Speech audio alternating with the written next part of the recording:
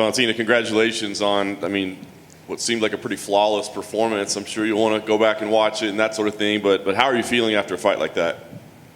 Feels amazing. It's the best feeling that anyone can have. Like every victory, it's bring a lot of happiness, and definitely when you finish like earlier by like stoppage or whatever, it brings more feelings. And third, it's all fans. It's made a big difference. It was like, it's totally different feeling. It's so much energy leading to the fight. And you know, it's kind of like you walk out to the fight in certain level of energy. When I heard everyone like rowing and like saying my name, my energy went like to the ceiling, all the way up. Did you anticipate that? I mean, obviously you fought in front of packed arenas before, but did you maybe forget like how that feels to a degree? It's definitely, I definitely forget how it feels. But I'm glad that I had opportunity to remind everything. It was great. It was great, and I'm so happy, so proud to be one of the first fighters who fought in this huge event after the whole like fighting in silence, and it was amazing. And I really hope and I believe that it's going to be big step toward like normal life, having more like states open for this kind of events, because I think it's very important and for all people, fans, fighters, everything, everyone. As far as your performance, I mean, obviously you're a well-rounded fighter, but the takedowns, it was incredible how many you had. And did you know going in, like, hey, we're going to be able to take her down with ease, or did you just think, like, as it unfolded, hey, let's go with that? It was not the plan. It was not that, okay, I will have to go for takedown. I will wrestle her. It was not the plan. My plan was simple, to go there and dominate. I didn't know how I gonna do it, like striking, wrestling, grappling. I didn't know exactly, but I prepared everything. And my body is kind of like choosing by itself what tactic it's gonna use, depending of my opponent. And once it's like feel her power, like what is the best way, it's just like doing what it has to do. Once you got in the crucifix, you started throwing the elbows, and you started throwing them really fast. It looked like you knew the finish was there. So what clicked? I mean, did you feel her break a little bit, or did you just know she was in a bad spot, not getting out? First, I felt that I'm very heavy on her, and there is no way she can get out of that position. And I threw a few elbows, and I saw blood. Then I throw a little bit more. I hear the voice of referee going here, like Jessica defend herself, and I saw that she cannot defend herself. And then definitely I accelerate a lot my elbows. Nice. I'm wondering, kind of a weird question, but as you were getting ready for this fight, did you see what happened with Chris Weidman before your fight? And I wonder, was that difficult, right? I mean, you've got to walk to the cage after seeing that. Can you talk to me about what was going through your mind? And oh my God, it's like I'm not wish to any fighter this kind of injuries, because it's like so much they have to heal, and it's like it's bad. And you know, I was kind of, we had TV in our changing room. When I saw it, I turned my head, I turned out, and it was like I could not watch it even before the fight, because it's like it was so bad. And you know, before the fight, a lot of questions I had about like calf kicks, and I told every time it can be very good but very dangerous. It's dangerous not only for your opponent but for you too. And this is like when you throw these kicks, like low kicks, you have to prepare for this, because so many breaks happen in shin to shin, or when you kick to the knee. That's why it's like, for me, it's not the best technique. You have to be very careful. Last thing for me, I mean, your reign is so dominant at this point. I mean, people are saying there's nobody that can beat you. I mean, what does appeal to you? I know you said, hey, just line them up and I'll fight them, but are there any, whether it be names, whether it be, you know, things you want to accomplish? I mean, what is it that you want to do? I just want to, I don't know, for me it seems like very simple when you like, okay, this name or that name. It's like everyone do that. the names. I want to do something different. I want to do like just continue show and be real martial artist.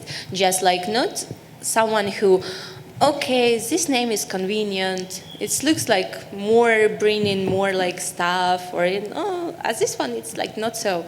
I just don't like these things. I want like to be very honest in what I do and just like continue what I do in my weight class and my weight division. Doesn't matter who's gonna be in front of me. I just want to fight them to prove that I'm better. And I really like that how this fight played before the fight. What people created so much interest about, like, oh, Jessica, she bring like so much, and even like some people they was doubting like in if I can handle it.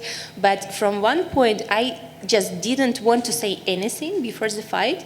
I really liked it because from one side it's creating some kind of interest for the fight, and everyone like, oh, maybe this is something. But I was so sure in my power, what I can do and what I can bring. That's why I was like, okay, it's going to be a surprise for you. I will let you believe in your power. But Valentina in the front. Dana was just in here, and he said he felt like you were angry all week, like you wanted to prove people wrong, and he was building up Jessica Andrade, and maybe you wanted to prove him wrong too. Was that your mindset at all this week? I tried to not bring any emotional things inside of the fight, but I felt more it's about fans. They bring me this like feeling what I had today. It's like I said, my energy just striked all the way up, and I felt like, okay. And it's kind of interesting if you could see like fights what I had before. For example, when I fought Holly Holm, everyone was thinking that she gonna outstrike me. No, my body decided I will outstrike her. And when I fought Juliana Pena, everyone said, oh, it's gonna be like submission. If they go to the ground, Juliana gonna submit her.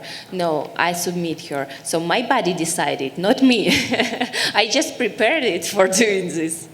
And did you get a chance to see Rose's head kick knockout? What did you make of that? I saw just a little bit. I saw not there like at the moment, just a little bit because we did some interviews. But I told it from the beginning that Rose gonna win this fight. That I believe that Rose can do it. And I don't know, like people still doubting, but I told it. Over here, Valentina. Where does your cerebral assassin mindset come from? Because, like, you stay in the moment, but it's like you'll shoot somebody and just walk away like a certified gangster. Where does that come from? I don't know. It's maybe just I am like that. When it's time to action, I just convert in total different person. And I don't know. It's I've been in martial arts for so long, 28 years. I do martial art, 28 years. Now fighters, they have 21, 22, but I'm fighting 28 years. And it's just like everything that I do, because I know exactly that inside of the octagon, they want to hurt you. Your opponent wants to hurt you. She's not gonna have pity for you. If she has opportunity to break your arm, she will do it. She will have everything to win, and I not gonna let her do that things. That's why I just convert me in this kind of person who has to take the victory, who has to dominate the fight, who has to see everything what opponent's gonna bring to the fight. And of course, you're in this sport to be the best. So this is a two-part question. One, does it piss you off the fact that they have you perennially number 2 pound-for-pound woman in the world? And do you have to see Amanda one more time before your career's over for you to be satisfied? Or if it happens, it happens. If it don't, it don't. I can say exactly about my fighter career. It's not gonna over soon. I'm planning to fight for a long time. And, I feel that this fight is just gonna happen. And I'm not gonna like push it in saying like, oh, give me Amanda right now, I'm gonna break her face. I'm not gonna say it because I know this fight gonna happen. And it's gonna happen just naturally when everyone will feel like there is no more. Only this fight makes sense for everyone. When like all fans, they're gonna like, oh, we want to see this fight. When when Dana White will say, oh, we just need this fight. And I think that when it's time happen, it's gonna be something big and huge. And I will be ready for this. I'm already ready for this, but I will make sure to gain some pounds back. And final question for me, who do you want to see next to the octagon, and how big a deal is it to clear out the division, just kind of like you said? Do you think that will force everybody's hand, that you get that fight that you want in the back of your head? Right now, it's hard for me to think. I know it's like everyone wanted to hear the name and trying like straight after the fight, like give me the next name, right? But it's hard for me to do it right now because when I prepared for Jessica, I was thinking only about Jessica. I don't know, I even don't know who's gonna fight in my flyweight division next. I don't know who's next they're fighting because I was so focused on my fight. And now coming back tomorrow home, I will start to see what's happening in flyweight. And of course, I will help my sister in her training camp because she's fighting UFC 262 in Houston. I will rest tomorrow, Sunday, but Monday I will back to the gym to help her in her preparation. Valentina, over here. Valentina, this may seem like a weird question. Was that fight easy? Because it certainly looked like it at times. It's like I make my training camp so hard. That's why the fight looks easy. And my coach, Pavel Fedotov, he's like every single training, he's putting me in all difficult positions. And we are trying to focus on what my opponent gonna do, what strategy they're gonna have. Even something they usually don't do, we're still working on it. And that's why I'm training very hard to make my fight easy. And this is what I want from my fight. Yes, to make them look easy, but if you see my preparation and what I did for the training camp, you would not say that. What are you most proud of in your growth as a martial artist since you've been a champion? What I'm proud that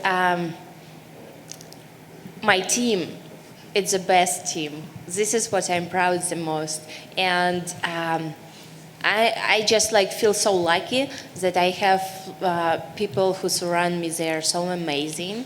And it's for me, it's the most important because leading to the fight, leading to training camp, they just give me this positive energy and motivation to keep doing what I'm doing. And I think this is maybe the secret of success, because what people surrounds you, it's give you something extra. We've heard some athletes over the years, even after a big game, they're just so motivated, they'll still train the next day after a big match. They'll still go work out in something. I know your sister is obviously fighting, so you're going to be part of her camp, but Valentina, tomorrow, will you still go for a run? Will you still do any workout? No way. I did train for a long time. I'm not that crazy one. I'm obsessed with martial art, but not so. How will you celebrate something like tonight?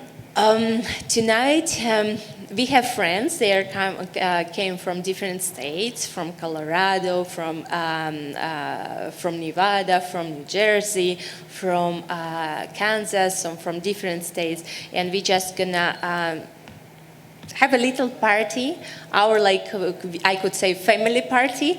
I really like it. Keep it very family small, and for me it's it's feeling you for the new explore, for the new things to do.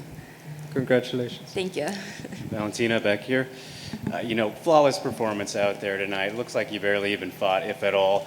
Are you thinking about when you might want to get back in there next? As soon as UFC gonna give me the next name, I'm ready to get back. Yes, I feel great. I feel amazing, and my goal didn't change. I want to fight more frequently. It's not every time depends on me. I know media was bringing during the last media days what we have a lot that last few years I was fighting twice a year and I never count, but they told me. But goal still the same. It was not because of I wanted it. It just was certain circumstances why I could not fight, but I still want to fight more frequently. Of course, and you mentioned your 28 years in martial arts. I'm just curious, from your standpoint and being such a big part of history, for the women in mixed martial arts, what would you say the defining moment has been for them? Can you repeat the question, please? Just throughout the history of MMA, for the women specifically, do you think that there's one specific moment that kind of stands out among the rest as that's our moment that really solidifies the power of the women in mixed martial arts? I think probably yes. This is the time for female martial arts. And this is a great time because, it's not because only through the everything, it's like saying woman has to go forward. It's not only because of that. It's the most important that women, they are now so strong, so technically strong. So if we look back at the fighters back a few years ago, they was more simple, not that universal. But now we can see exactly fighters who can bring a lot of martial arts, a lot of beautiful arts, and stay attractive, beautiful, and feminine, do all the things. And it's it's kind of combination what make it the best time for us to do our thing. Well said. Thank you, Valentina. Congratulations. Thank you. Valentina, right over here. Congratulations on another spectacular performance. The crowd really got behind you tonight. How did that contribute to your success? It was amazing. It was the best feeling, and it's kind of I just feel that I have extra motor behind me working and pushing me forward to go and because when I was going out for the fight and I heard everyone screaming my name and I heard it was amazing. I even cannot explain what I feel because it's so huge, so big. And last one from me. We've seen you on the big screen co-starring with the likes of Halle Berry. Should we expect to see you cast in another movie soon? I hope so. I can't wait to see the premiere of the movie because it's so. I definitely know it's going to be very, very wonderful thing. And Halle Berry, she called me after the fight. She congratulated me, and she's kind of person who brings so much good vibes, good energy. And she was wishing me luck leading to the fight. And it's it's everything. It's bringing me so much motivation to have this fight what I had, because knowing that people rooting for me, Halle Berry or Mickey Rourke or everyone, all my fans, it's it's amazing. Thanks, Valentina. Valentina, por aquí en español, por favor. Dos preguntas. La primera, ¿qué se siente ser tan dominante en el UFC con tantas defensas y seguir ganando campeonatos y de esta manera tan dominante? ¿Cómo te sientes? ¿Qué se siente? Se siente, no sé, yo así la persona como no puedo decir, oh, se siente tan bien, maravilloso. No, se siente que yo tengo que entrenar de la misma manera. La misma manera, tal vez más duro, porque yo sé que cada uno quiere mostrar su poder, cada uno de mis contrincantes, y yo solamente no puedo dar esta oportunidad para ellos, porque yo sé exactamente, si yo no voy a entrenar, ellos están entrenando duro. Y esto que me motiva para que mostrar mi poder, mi técnica, mi arte dentro del octágono y seguir ganando mi cinturón, defenderlo. ¿Y hay algún rival, alguna rival que tú digas, yo quiero pelear con esta rival, me es interesante como artista marcial, quiero ver cómo peleo contra ella? ¿Hay algún rival, algún contrincante que pienses en tu división? Yo creo que en esta etapa ellos están buscando peleas conmigo y yo estoy dispuesta a pelear con ellos, pero no, todos van a decir mi nombre, yo no. Valentina, usted decía que la pelea con Amanda Nunes iba a pasar naturalmente. ¿Cree usted que la presión del fanático que quiere ver la tercera pelea, que esa presión va a obligar a Amanda a venir a pelear con usted? Oh, yo no sé, no puedo meterme en su cabeza y saber qué está pensando, pero esta conversación que está siempre en el aire sobre mi Amanda está durando como, no sé, 3, 4 años. Entonces ya estoy acostumbrada para esto.